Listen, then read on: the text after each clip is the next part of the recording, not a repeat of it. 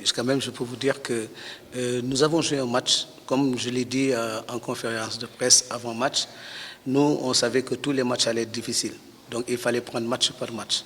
Mais ce match-là a été difficile pour nous parce que, vraiment, pour moi, il y a une erreur d'arbitrage sur l'expulsion du joueur. Parce que tout le monde a vu que c'est notre joueur qui faisait la passe à l'autre demi-centre. Quand il est arrivé pour taper sur le ballon, le joueur a mis son pied, donc il a tapé en même temps le pied. Je suis d'accord qu'on donne un carton, mais un carton rouge, c'était trop sévère. Vous savez, à ce niveau de la compétition, il faut que les arbitres puissent gérer les matchs, parce que sinon, ils peuvent handicaper des équipes. Donc c'est ce qui a fait qu'on a couru derrière. Après, on prend un but parce que l'équipe était complètement désorganisée. Vous avez vu, c'est un peu après le carton rouge, on prend un but.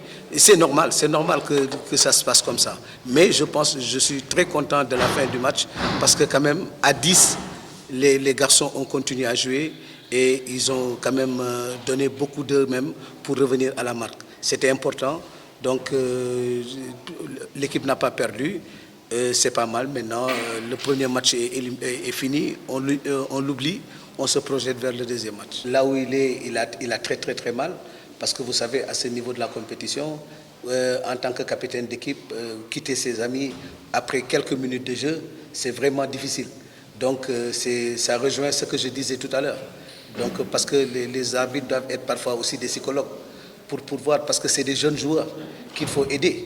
Donc, si on les sanctionne comme ça, comme on sanctionne les seniors, moi je dis que c'était vraiment pas le moment. Mais il n'y a pas de souci, c'est fait, on a accusé le coup. Maintenant, terminer le match en match nul, je pense qu'une équipe qui joue à 10 à ce niveau de la compétition, quand tu joues à 10, tu arrives à contenir l'adversaire et tu te crées des occasions de but, tu harcèles l'adversaire et que tu marques un but à la dernière minute, je pense que vraiment, on peut se contenter que de ça.